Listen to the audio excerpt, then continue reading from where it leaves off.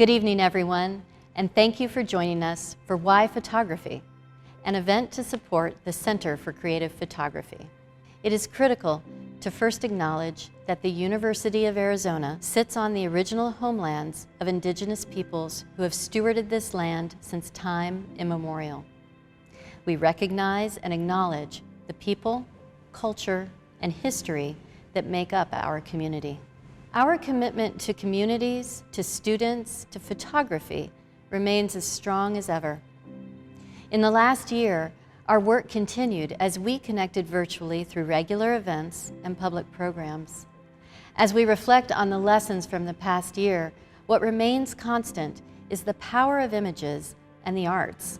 They ignite imagination, bridge us together, provoke conversation, and have the potential to take us to a new place of understanding. CCP's mission is to promote photography's enduring cultural influence and consider its impact on society. So tonight, in support of that mission and the unique role it plays in the life of our communities, we've asked a few friends, artists, collectors, donors, members, CCP staff, and you, why photography is meaningful. We invite you to join us in the chat this evening and share your personal responses to why photography. Throughout tonight's event, you will have the opportunity to contribute to CCP via our live giving link, which you will see located in the chat. Because access to resources for learning and cultural enrichment are central to our mission, we remain free to the public. Your support tonight goes directly to our programming, preservation, staffing, and exhibition of the collections. Private support is critical to our ability to steward over 9 million archive objects and 100,000 fine prints. Thank you to our sponsors, our VIP package holders, and tonight I ask that each of you consider making a gift in support of the CCP. Gifts of all sizes are welcome and very much appreciated. You can do this throughout the whole event by using the link in the chat. Feel free to keep the chat going and share from your perspective why photography. Our staff members and some of our speakers will be ready to have a very lively discussion. It's now my pleasure to introduce a conversation between curator and writer Susan Bright and collector, dancer, and choreographer Doug Nielsen. At CCP, we are interested in dialogues across fields, in innovative and bold approaches through photography. For Susan and Doug, an interdisciplinary exchange about why photography intersects in their love of the medium. What was your interest in photography? Can you pinpoint it back to a moment, or is it just a gradual interest? Well, as a dancer, and I've been dancing 50 years now, I have intimate relationships with photographers. I mean, I've been photographed all the time. And I realized right from the start that I got along so well with photographers because I never posed. Right. And, I said, just catch me in the act, because any photography to me that's really interesting is catching somebody doing something, not just sitting there. So I think through that photography, being photographed and knowing that dance evaporates the second you see it, I wanted some proof that I existed. And also, I was always going to museums. And I mean, we were in the 70s, we were collaborating all the time with artists and filmmakers and poets and painters. I know it was always a collaboration. So I didn't separate dance as a fine art, from other things. And also dance was a stepchild, really, of the fine arts, where it came last. That's how I feel about photography, though. I feel that photography is like the bastard child of the arts. Absolutely. It took so long for it to be on par with painting. But that's why I kind of like it. That's my attraction to it, in a way, is that it is the posters and the postcards and the record sleeves. You know, I'm old enough to Yes. remember record Oh, sleeves. the It's, covers, yes. yeah, they're amazing. And I think for me, that was my entry into it. I didn't kind of realize, it's a bit like you, I didn't realize that I could make a job of this. Um, it was just something that I collected and loved. And when we'd go to art museums, it was always the postcards that I was kind of attracted to more than the painting. And I just didn't think that I could validate that obsession with magazines and the stuff of photography into a profession. So it's really thrilling actually when I found out that I could. And what did you do with it? I mean, you studied it. Did you collect it or did you? No, no I never reason. studied it. I did art history, Oh, and photography was not considered art then. yeah. So we're talking at the end, very, very end of the 80s, beginning of the 90s. So the only photography I encountered was at the very end during the feminism lecture. And we sort of looked at Barbara Kruger, Jenny Holzer, Cindy Sherman. And I came out of that lecture furious about two things. One, they saved the best to last. And why had we not looked at photography? Because this was, to me, certainly the most interesting thing that we'd studied in 3 years. And the second one was that I realized, and nobody had said this, I had spent 3 years studying art by men. And nobody had sort of mentioned that that was a bias and it was just the curriculum. And I was just, that kind of set me up for life actually. And those two things are still the things that drive me, I think. So then I didn't know what to do with that degree or my kind of interest in photography, but it hadn't kind of really cemented. It was more kind of fine art. And I just sort of taught myself the history of photography. And here's the nice kind of CCP link, was that I had never seen a proper photograph, like a fine art photograph in the flesh, like without glass. Yeah.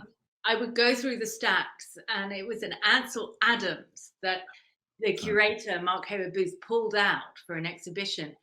And I felt like I'd been hit in the stomach. It was just like, but it felt three-dimensional. Yeah, you could put your hand in it. Yeah, completely. And it was of roots. And it was so beautiful. And I just like, wow, I've never seen anything like this before. Could I go back to female photographers? Because you don't know this, but most of my collection is by female photographers. Yeah. When you said Cindy Sherman, because as I collected photography, it kind of collected me. And I was at a Planned Parenthood auction fundraiser, and that's where I got my Cindy Sherman, which she did for Planned Parenthood. And I think it's the most important thing she ever did. But, you know, it's not collectible because there's a lot of them. Yeah. I mean, it's, as far as collectible, meaning there are only two, you know. Right. And I don't care if there are 100,000, I don't care. I just loved it. And so she's, you know, pregnant in the picture and, you know, being a character. And that connection to Planned Parenthood. And that's where I got my first Barbara Kruger, too, through Planned Parenthood. Oh, fantastic. Everything kind of came through very unexpected ways. So I want to kind of flip back to something that you said. You said that you have an intimate relationship with photographers and they photograph you. But how did that relationship with photography go to collecting? What was the step there? It kind of happened at the same time. I don't, like I say, it was, you know, see, you know, the idea that you can't hang on to dance, and I really never watch videos of dance, you know, because it never looks the way it felt. But the fact that a photograph was always there. I mean, it kind of, you know, I guess we could say, kind of tries to defeat death or something. It captures a second in time, and unless I have a fire or something, it's there. But dance is just gone. It just captures a second in life and time. And also with the dance photographers, they had contact sheets, and I'd always pick the one where I was falling or tripping or something. And they always said, well, why do you like that one? I said, because it's so honest, it's so real. And so the photography, I started collecting like Quang Chi, and they were self-portraitures, and they were they were, I don't know, they were capturing time, and I was drawn to that. So do you think that that's the thread throughout your collection? Yeah, I think so. I mean, basically the human body has always been my focus. Joanne Callis, who's the love of my life, I just love her. Love. And see, I was a student at Cal Arts in the dance school when it first opened. And Joanne Callis, of course, was just doing these incredible things and feminist things. Like I have the image where the man is holding the woman's ankles and she's standing on a chair. Do you know that one? Yeah. I mean, the ones that I really love are the forbidden pleasures, the food. Oh, yeah. Yeah, she has a whole history with food. Yeah. I just talked to her a couple of days ago. Food and Joanne go together. Yeah. And they're just so rude. And yet I can show them to my daughter and she was like, oh, this is so pretty. And I'm like, so rude. The one I really like is the man with the tie. Yeah. And when she came to the CCP and we did a panel discussion, she said, a man's tie is an arrow to his crotch. Well, exactly. And I thought, thank you for pointing that out. Who would ever think that? I've never heard that said. Thank you, Susan and Doug. Photography is such a universal language that crosses and influences many mediums. University of Arizona President Dr. Robert Robbins has stated decisive commitment to the arts, both in our classrooms and our communities. He joins us with his own response to why photography and shares the importance of the CCP at the university. Through the Center for Creative Photography, the University of Arizona provides a unique resource to students, faculty, staff, and visitors from Southern Arizona and around the world. As a premier research institution for photography in the United States with 9 million archival objects, more than 100,000 fine prints, and millions of digital records and digitally born resources, the CCP is a space where we investigate photography's enduring cultural influence and impact on society. Photography also exemplifies what makes the University of Arizona unique: wonder. As a visual medium, photography opens questions, teaches us history, and keeps our memories. It shows us the beauty of the world and the universe. It shows us what we know and what we have left to discover. Hi, I'm Meg Jackson-Fox, Associate Curator for Academic and Public Programs. It's my job to connect CCP to all of you and the students here at the University of Arizona. I'm thrilled to share that next winter, the Center for Creative Photography and the world-renowned University of Arizona Laboratory for Tree Ring Research will collaborate on an activation in the Alice Chayton Baker Interdisciplinary Gallery. The project will explore the connections between art and science through the imaging of trees. We will now hear University of Arizona's dendroclimatologist, Valerie Chouet, answer why photography from her perspective. My name is Valerie Chouet. I am a professor in the Laboratory of Tree Ring Research here at the University of Arizona, and that means that I am a tree ring scientist. So I use the rings in trees to study various aspects of history, the history of climate, the history of forests, and the history of humans, or human history. And so dendrochronology can be used to study all three of those aspects of history.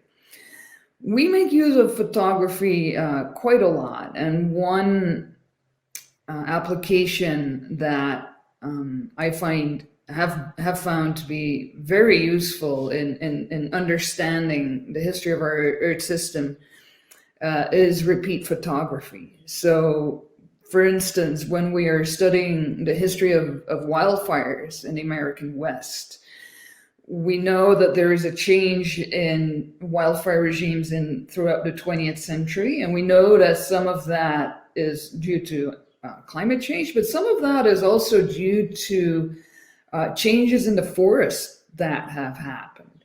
And the best way to document those changes in the forest between, let's say, 100 years ago and now is through repeat photography. So to find photos, for instance, from Yosemite, which already was a tourist attraction 100 years ago, and so photos have been taken of Yosemite in California and of its forests 100 years ago. And what we can do is go back to the same spots where those photos were taken 100 years ago, take a photo now, and the difference in how dense the forest is now versus then, it's striking. It is so visually striking from these kind of repeat photographs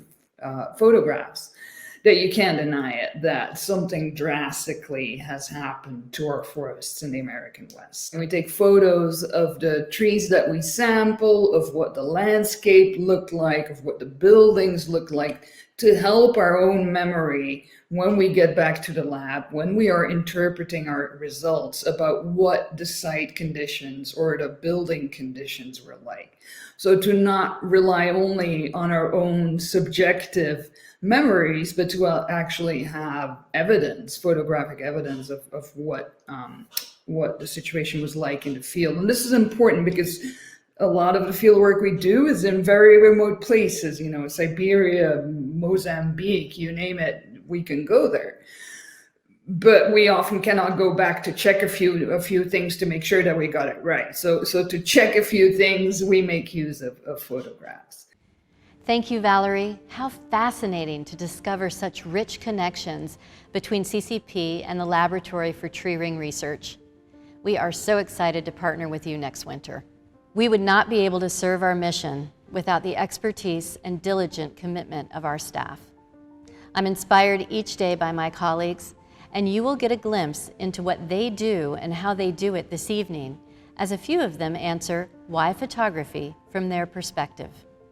I'm Megan Clancy, and I'm the Senior Registrar at the Center for Creative Photography. Photography is memory given form. Through images, we're able to freeze a moment in time, a visual record of the stories that we want to tell about ourselves and about each other. To me, each photograph represents that feeling that we've all had, that split second where you believe you may be seeing something important, something special, something that needs to be remembered. As the Center for Creative Photography Senior Registrar, my role is to ensure that we have the systems in place to document, to preserve, and to share those memories that have been entrusted to us. Since taking my first history of photography class in college, I've been really interested in the history of photography and processes and the artists. And that's something that I've carried through my career in archives and libraries. So landing at the CCP has been a real dream because I can immerse myself in the product of the greatest photographic artists in history every day. Hey guys, my name's Ryan Gao, and I used to work for the digital imaging unit at the CCP. Growing up, rather having my photo taken, I love being behind the camera. So I think I was always meant to be a photographer. For me, photography is a way to remember the moments in life. Film photography and the darkroom work also bring a lot of nostalgia from when I grew up. I love how a photograph can be simple, but at the same time complicated. Sometimes it's just like the world. You don't have to understand it to enjoy it. I support the center as I have tremendous respect for the incredible work they do to preserve the entire history of photography. I am in awe of the breadth of knowledge of the talented, dedicated experts who work in each of the departments and the depth of the collection and archives. In January of 2020, I had the good fortune to attend the Legacies of Light Symposium, led by Director Anne Breckenridge Barrett and Chief Curator Dr. Rebecca Senth. The symposium focused on the impact of light gallery on the contemporary art market, viewed through the lens of the history of photography.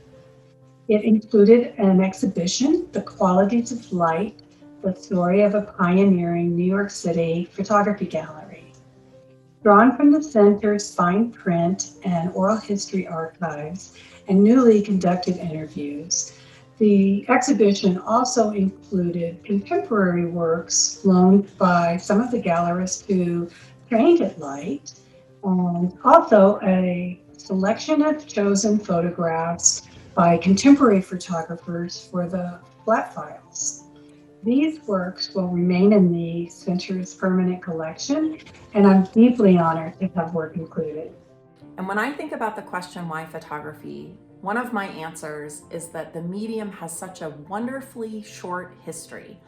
Photography was invented in 1839, and it means that all of photography is pretty immediate. There's no part of this amazing medium that's happened all that long ago. There's the 19th century, there's all of the growth of the medium that happens in the 20th century, and then the kind of expansion of the medium that's happened just in the last 20 years with digital, with social media, and the way that we engage with photography today.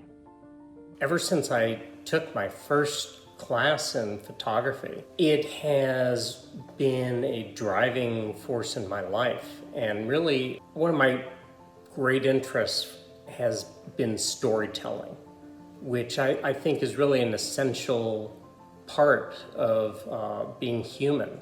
We are all grateful for our community that extends beyond the walls and for the generosity of our supporters. Tell us in the chat why you support the CCP.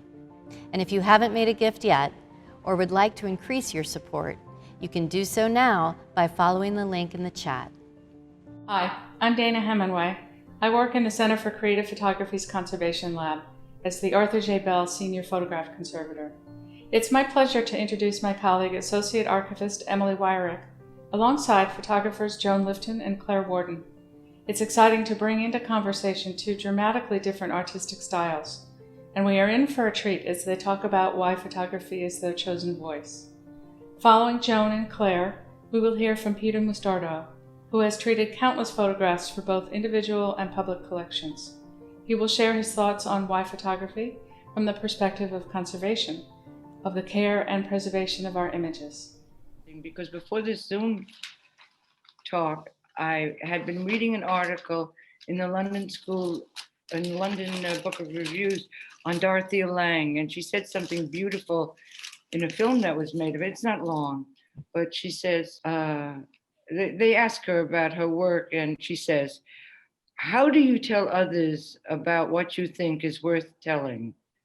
That you have either discovered," she's talking about shooting, "that you have either discovered or uncovered or learned, and that you think is meaningful." She says, not moral, but meaningful. So that is perhaps both the most basic and complex question in the creative process. How do we organize the chaos of our individual experience into a narrative that carries collective meaning? That's exactly the, not the problem, but the challenge. Whether it's in shooting yourself or in putting together somebody else's book, is to find the narrative in their work, not in my work, in their work. So what I've been doing is finding the narrative in other people's work. So really what I want to do is go out and meet the world again, which of course I'm shut up in my apartment, as is everybody else, for a year now. That kind of brought me to this question, what am I looking at? Which is a question that I deal with in my work often, because it is abstract and because we know photography historically as this medium that has clear representation. So more than maybe painting or sculpture ever had, this question, what am I looking at, is just so common in photography if it's not, clear. And so I get that question in my work all the time, especially if somebody's like coming to a gallery with no context, or I'm at a portfolio review and I open my portfolio and we have, 15 minutes to talk about some complex ideas, which I love. And I think that's a really important question to ask, because it comes from this, what I think is this part of our mind where we should be able to look at something and identify it, right? That's what a lot of people feel like about photography. So we should be able to look at this photograph and see what it is of, not necessarily what it means, but definitely what it's of. And now that we're in this time period where like this phase, or this moment of photography where people are playing with materials, we're working abstractly, we're pushing the limits of what is a photograph. This question comes from, I think, a similar place from the question, what are you? And that's how that really ties into my work, because what are you is a question that really was at the origin of this, my most current series, Mimesis. So those questions, what are you, what am I looking at, they all have to do with this categorizing, this identification, this kind of confusion of thinking you should be able to categorize, recognize, identify things, and not being able to. Well, I think this is like, there are ways that the things that you're talking about here, Claire, both in terms of the process of making, and in terms of the way that humans interpret work, that these things are like things that have always been at play in photography and in the history of photography as a medium, that it's always changing, and our perceptions of it as people, like how we perceive photography, is also something that's always in flux. And so I think what I'm hearing from you is that you're playing with that in another way, and trying to ask the questions directly through the materials that you're using, almost. Yeah, there's really no way I could think about this as any other medium. Why photography? Well, besides being from Rochester, New York, photography is ubiquitous. It's everywhere. Everyone has one. Everyone knows what they are. It's different from paintings or sculpture, or now I've even added, it's quite different from NFTs, those non-fungible tokens that we're hearing all about. Photography is something you could hold in your hand. It's something both physical and metaphysical, I like to say. It's preservation squared. Photography itself is a preserved moment, whether a fraction of an instant captured by perhaps Harold Edgerton, or the passage of time captured by chance perhaps by Chris McCaw, who does long timed exposures of solar transit and lunar transits. So it is indeed essentially a preservation object. A photograph is a preserved moment. We're trying to conserve, preserve, and maintain these objects in readable condition for the future. Hi, I'm David Ragland, and I work in communications as Marketing and Events Program Coordinator here at the CCP. Our final conversation of the evening is between Eileen Miyoko Smith and Aaron Turner. The pair consider the relationship between art and activism.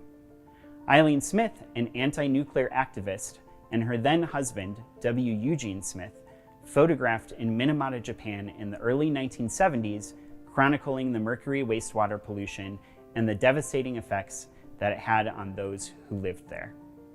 Aaron Turner is a photographer and instructor at the University of Arkansas, where he has been developing the Center for Photographers of Color. Please chime in on the chat with your thoughts as you listen to these conversations, and follow the link to contribute. Thinking about, journalism and what Jean was saying, I've been thinking about it all along, over these decades.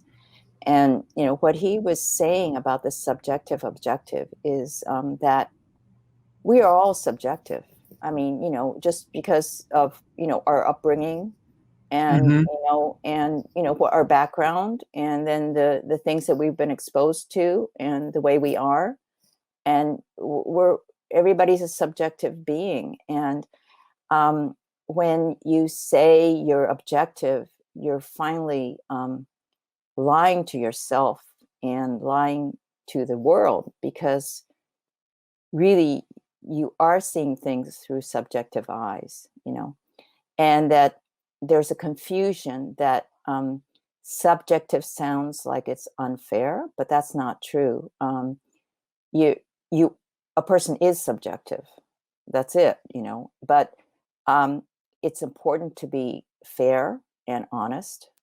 And so the work of the journalist is to convey the reality of other people, so that we all have preconceptions, right, from various information we have, but that his hope was that was the work of journalism, to make it as close to the truth as possible.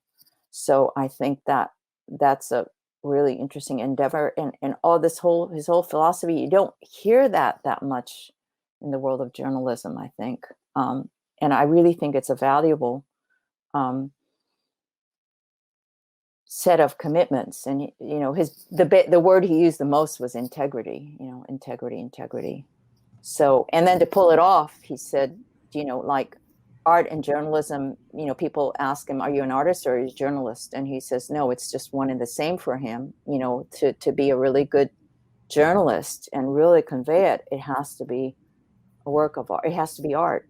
And I think that like his most famous, really photograph of Tomoko in her bath, I think, people talk about, that's a great photograph, et cetera, but it's because of his soul or his sensitivity that he was able to create that, combined with that, using his ability, photographic ability, and the clear, in a way, cool mind.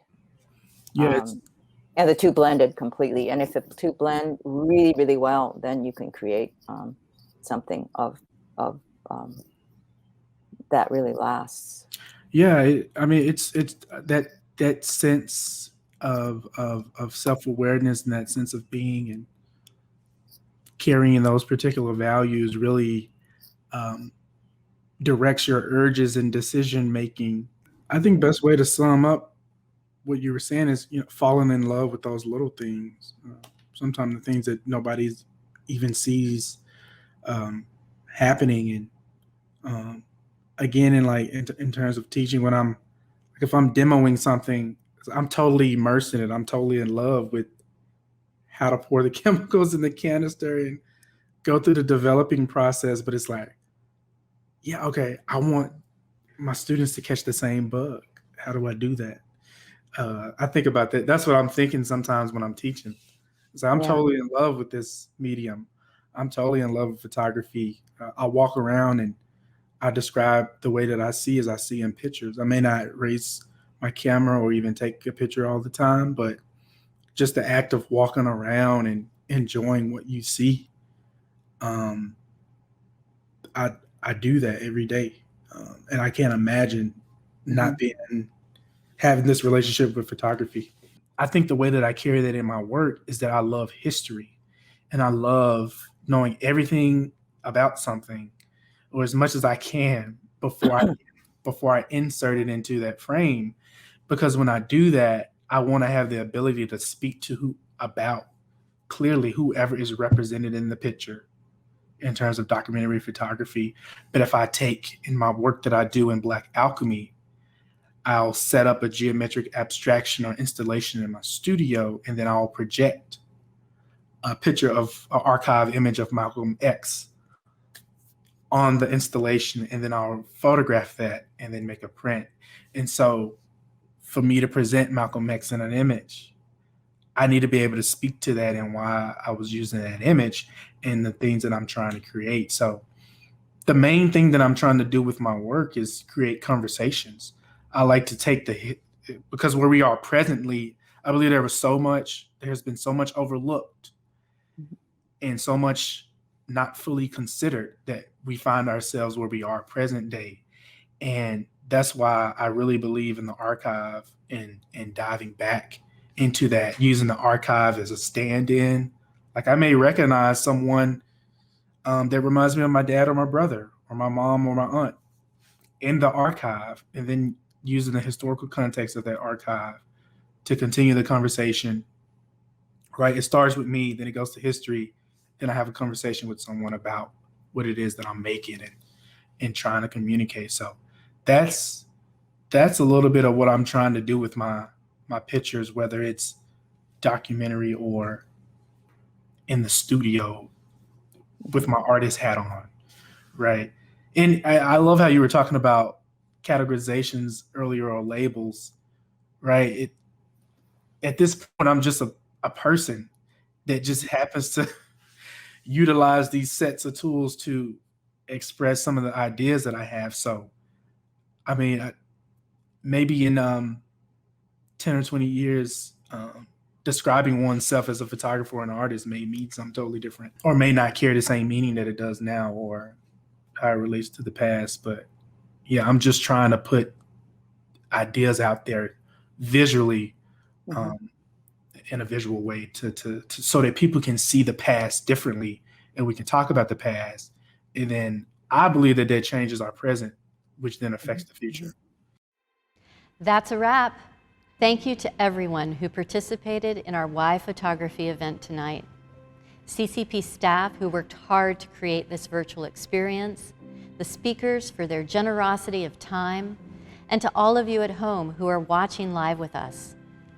To those of you who purchased VIP packages, donated during the event, and our incredible Director's Circle and member communities, we are so grateful for you.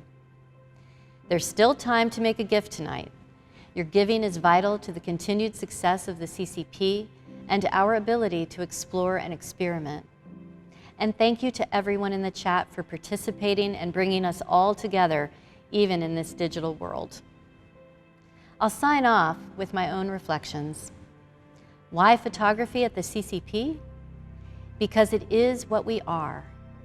It is a question at the foundation of how we build from our legacy and best serve the future of the field. It is the vehicle to help us understand our histories as we diversify and expand our collections to tell inclusive stories. Collections and programming like ours are critical to the process of investigation. Why photography? Because it fuels wonder and courageous inquiry here at the CCP, Arizona Arts, and the University of Arizona. Why photography? Because it is a medium that is ubiquitous, inexplicable, accessible, magnificent, and instructive. Thank you and good night.